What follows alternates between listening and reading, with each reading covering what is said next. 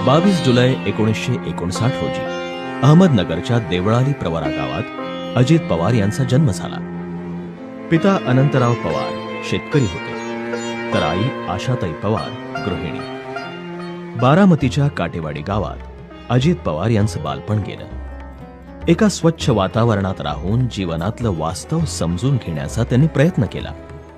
दादा लहानपणापासून थोडासा तापटच होता.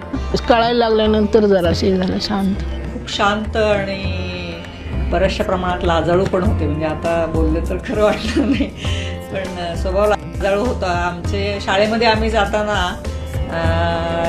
मला ओळख दाखवायला पण त्यांना आवडायचं नाही की इकडे बहिणी चालल्यात तर मग आपण आपलं गुपचूप इकडून निघून जाऊया वगैरे, असं त्यांच्या गमती चालायच्या. शेतातील बांधावर धावणाऱ्या या तरुणाला भविष्य आपल्या उंजळीत पकडायचं होतं. अवतीभोवती पसरलेल्या या विपरीत